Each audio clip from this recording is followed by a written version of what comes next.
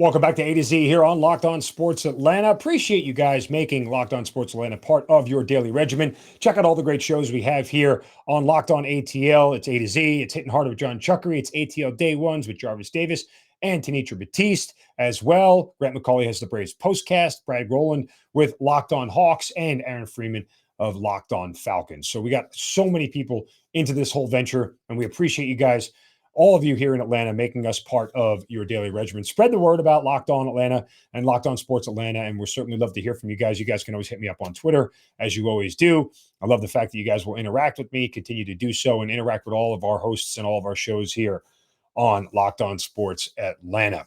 Some final thoughts here as the Braves get to their first off day here in 2022. And I want to give some props to Justin Toscana of the AJC. He's a beat reporter for the Braves, and he just kind of wrote 5 observations to the first 2 weeks. And if you asked me about 5 observations, I probably would have said all the same things, but I don't want to, I'm not stealing his credit, but I just think he's spot on with what he has come up with here over the course of the beginning of the season. And there is a lot of sort of overreactions, and it happens in a lot of markets and everything else. And it happens with teams with expectations that they're supposed to be good and that they're supposed to start out hot and they're supposed to win games and this, that, and the other. I don't care if they're 3 or 4 games below 500. Again, you're not going to win the World Series in April. You can theoretically lose it by digging yourself too deep of a hole to get out of. And the Braves haven't done that yet. So I'm not worried about anything at this point in time. It's just way too early to even to say the word worry. I talked about the strikeouts. I talked about the top of the lineup. I think those things were fair criticism. They bore themselves out. Brian Snitker made changes, starting to come down a little bit. At least the strikeouts are. I think it's all starting to come out the way it's supposed to. But the first thing that Justin said was the lineup is going to hit consistently. Yeah, I mean, we know that's 100% going to be the way this is. They're too good, too talented. Over the course of the season, these guys will play to the back of the baseball card, and they should be fine. Bullpen's going to be a strength. We knew that. That's the way this team was built. It's okay that they're going to have struggles here and there. They just traded Sean Newcomb, obviously. I think they solved the problem. That was addition by subtraction more than not. And I think a lot of Braves fans have had enough of Nuke. And I don't say that disrespectfully to the young man, but it was time, right? It was time. It just wasn't working out here. Number 3 is that Matt Olson is as advertised. Yeah, we knew that. There is not a drop-off in production.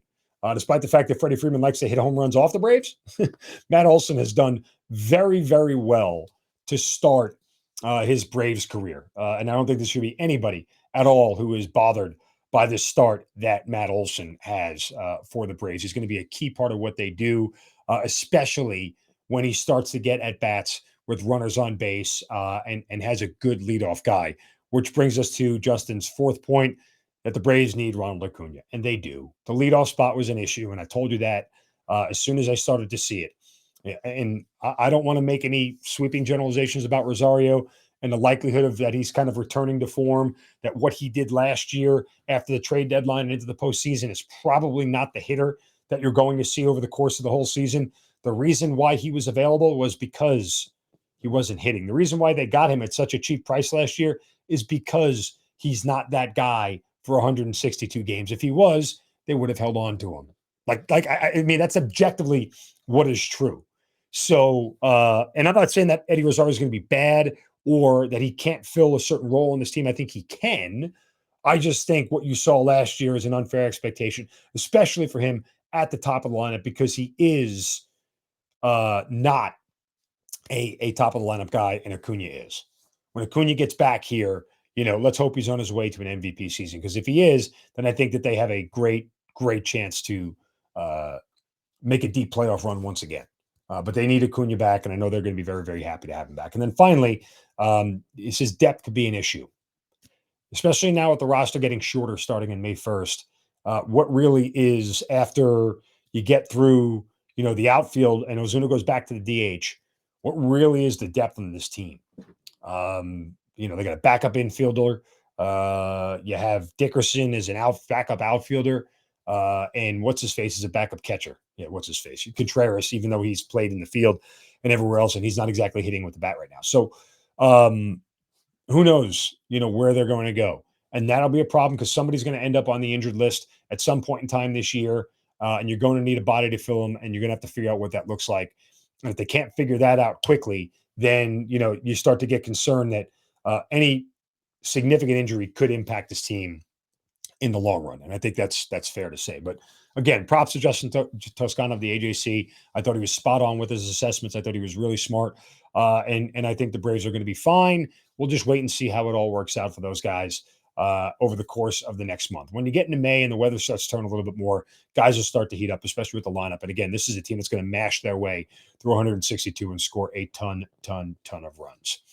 All right, that does it for today. Coming up tomorrow, we will dive deeper into the Falcons draft, and we'll see where the Hawks are as well. Have some reaction to what the Hawks are where the Hawks are in their playoff situation. But we got a lot more to do. Make sure you guys again give us a follow. Locked on ATL. I'm at Mark Zinno, MarkZinno. Thank you for making A to Z your first listen every day. Now make your second listen ATL Day Ones. Jarvis Davis and Tanitra Batiste speak to the heart of the city of Atlanta.